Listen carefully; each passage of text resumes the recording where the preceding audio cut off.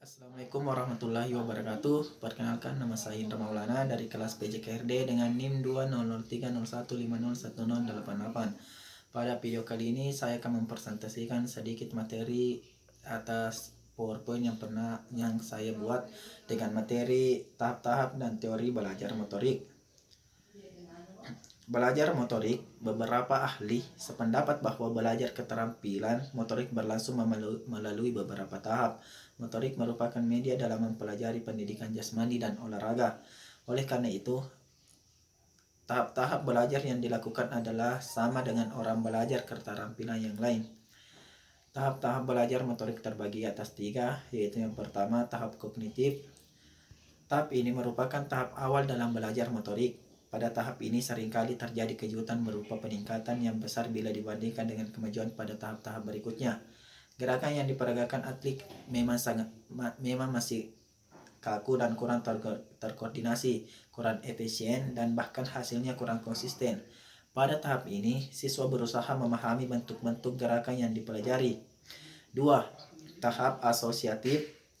Tahap kedua ini akan berlangsung setelah tahap pertama selesai. Pada tahap ini asosiasi formal mulai ditinggalkan dan si pelaku memusatkan perhatian pada bagaimana melakukan pola motorik yang baik dan benar. Permulaan dari tahap ini ditandai oleh semakin efektifnya cara-cara siswa melaksanakan tugas motorik. Tahap ini yang merupakan rangkaian dari tahap rencana pelaksanaan. Pada tahap ini siswa melaksanakan latihan sesuai dengan rencana pelaksanaan. Yang ketiga, yang terakhir, tahap otomatisasi. Tahap ini merupakan tahap paling akhir dalam belajar motorik. Rahat Toknam menyatakan bahwa pada pelaksanaan otomatis maka belajar keterampilan makin ringan dalam penyelesaian suatu tugas. Materi kedua yaitu teori belajar motorik. Terdapat 2 teori belajar secara khusus membahas tentang mekanisme belajar keterampilan motorik, yaitu A. Teori yang dikembangkan oleh Adams yang disebut teori Adams. Yang kedua, teori skema atau skema teori yang dikembangkan oleh Schmidt.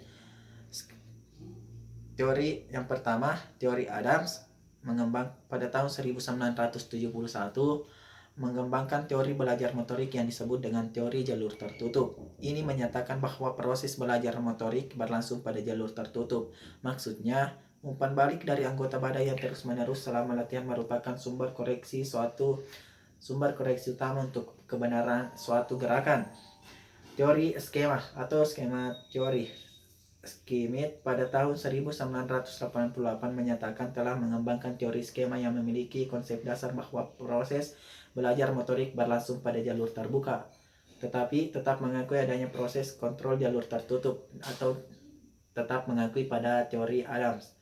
Beberapa teori Adams yang masih relevan dengan teori skema antara lain penekanan pada penguatan subjektif, berlaku juga pada gerak lambat, perlunya memori untuk memproduksi dan mengevaluasi gerakan.